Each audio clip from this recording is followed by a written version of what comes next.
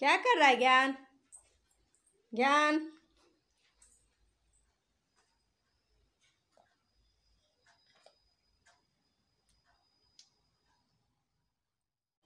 Hello friend, मैं कविता वर्मा एक बार फिर से आप लोगों का हमारे चैनल में स्वागत है। तो फ्रेंड्स, अगर आप हमारे चैनल पर नए हैं तो आप हमारे चैनल को सब्सक्राइब कर लें ताकि आप हमारे आने वाला हर वीडियो देख सकें। और अगर आप लोगों ने हमारा पहले का वीडियो नहीं देखा है तो आप हमारे वीडियो के प्लेलिस्ट में जाकर चेक कर सकते हैं। तो आज मैं उस तरह के बच्चे जो सीपी बच्चे होते हैं, जिनका जीभ सटा हुआ रहता है, जीभ नहीं उठा पाता है और वो बच्चा सही से बोल नहीं पाता है, उन बच्चे के लिए मेरा बाबू भी जैसे कि सीपी चाइल्ड है और मेरा बाबू में भी यही प्रॉब्लम थी। मेरे बाबू का भी जीभ नहीं उठता था और जब मैं डॉक्टर को दिखाई तो उन्होंने कहा जीभ सटा हुआ है। जब मेरा बाबू नहीं बोलता था तो मैं डॉक्टर के पास ले गई तो डॉक्टर्स ने बोले कि आपका बच्चे का जीभ जो है सटा हुआ है, जिस कारण बच्चा नहीं बोल पाता है, तो इसका छोटा सा ऑपरेशन करना पड़ेगा, थोड़ा सा कट करना पड़ेगा तो जीभ सही हो जाएगा। लेकिन मुझे वो सही नहीं लगा, मैंने नहीं करवाया। तो किसी ने, जैसे कि कोई बड़े बुजुर्ग ने हमें बताया कि आप इस तरीके से बच्चे को घर पे करो, बच्चे का जीभ खुद उठेगा। तो मैंने वही माना। मुझे लगा इतना छोटा बच्चा है, मैं 2 से 3 साल में ही ज्ञान को ले गई थी दिखाने के लिए, तो उस समय मुझे डॉक्टर ने जो बोला मुझे सही नहीं लगा, मैंने नहीं करवाया। तो फिर यहाँ पे इस तरीके से मैं ज्ञान की रिवीजन करती हूँ। सीपी बच्चे जैसे भी आप लोग देखे होंगे, बहुत सा बच्चा होता है, मतलब कि सीपी में हर बच्चे में प्रॉब्लम होती है, बच्चा नहीं बोल पाता है, कुछ बोलता है कुछ नहीं बोल पाता है। तो सभी बच्चे का जीभ सटा हुआ तो नहीं रहता है, ये प्रॉब्लम ही होती है इन बच्चों में। तो मैं अपने बाबू को इसी तरह से प्रैक्टिस करवाती हूँ। तो ये मैंने एक बॉल में मध लिया है, हनी, और ये पाउडर वाला दूध है, और हैंड को अच्छी तरह से साफ़ कर लें क्योंकि बच्चे के मुंह में हम हाथ को डालेंगे, तो इसलिए हाथ को अच्छी तरह से साफ़ करना है। तो ये हनी आप लोग देख सकते होंगे, ये जम गया है क्योंकि मैंने फ्रीज में रखा था, इसलिए जम चुका है। और ये पाउडर हम लिए हैं, दूध वाला पाउडर, मिल्क पाउडर। आप दूध पाउडर की जगह हॉर्लिक्स भी ले सकते हैं, वो भी अच्छे से चिपकता है। तो ये हनी को आप घर में बच्चे को इस तरह से 2-3 बार रिवीजन करवाएं। और बच्चे को पहले इस तरीके से सीधा लेटा लेना है उसके, और सर के नीचे कोई पिल्लो डाल दें और हनी को उंगली की सहायता से आपको जीभ के ऊपर जो तलवा होता है, दोनों जबड़ों में, दोनों गालों के पीछे जबड़ों में हनी को हल्का हल्का लगाना है। इससे क्या होता है आप देख सकते हैं, जब मैं लगा रही हूँ तो ज्ञान बार बार जीभ को चला रहा है, और जीभ चलाना भी एक थेरेपी होती है, स्पीच थेरेपी। अगर जब बच्चा का जीभ ही नहीं उठेगा तो बच्चा कैसे बोल पाएगा? इसलिए जब तक बच्चे का जीभ नहीं उठता है बच्चा नहीं बोल पाता है।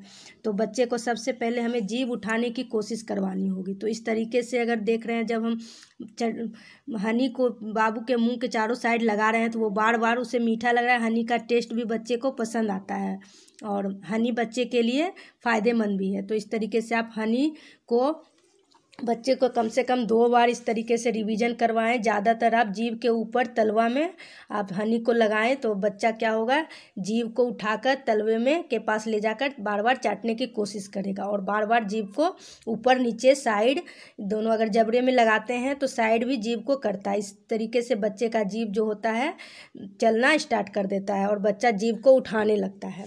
और इस तरीके से देखिए ज्ञान को हनी का टेस्ट कितना अच्छा लग रहा है। तो बार बार मैं ज्ञान को जीभ के पास दे रही हूँ, हनी टेस्ट करवा रही हूँ, तो वो बार बार जीभ को निकालता है। मैं जब भी बोलती हूँ उसे जीभ निकालो तब देंगे, तो वो हल्का सा जीभ निकालता है, तो मैं उसके जीभ के पास देती हूँ, उसे टेस्ट अच्छा लगता है तो फिर वो दोबारा जीभ को निकालता है।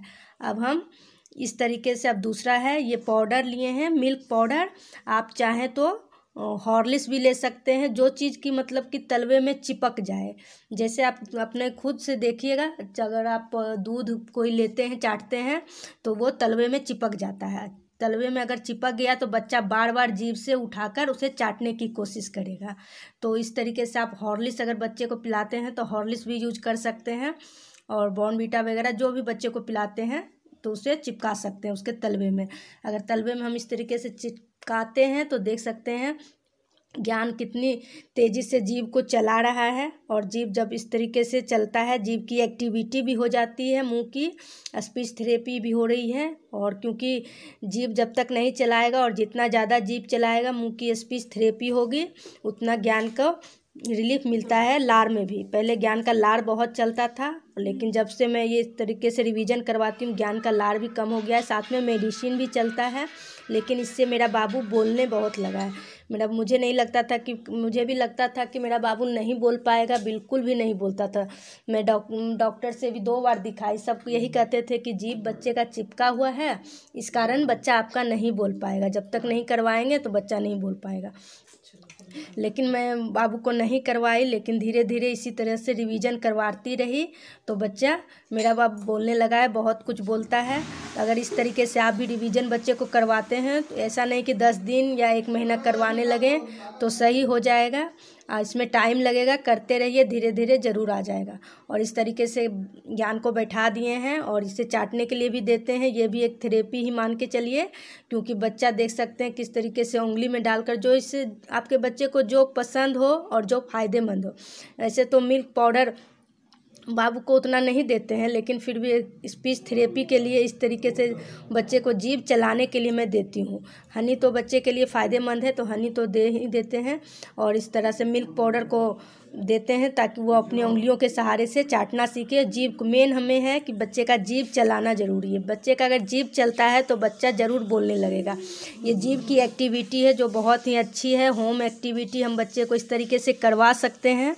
तो फ्रेंड्स, अगर आप लोगों को ये वीडियो थोड़ा सा भी हेल्पफुल लगा हो तो हमारे वीडियो को लाइक, शेयर और सब्सक्राइब करना ना भूलिएगा। और आप भी अपने बच्चे पे इस तरीके से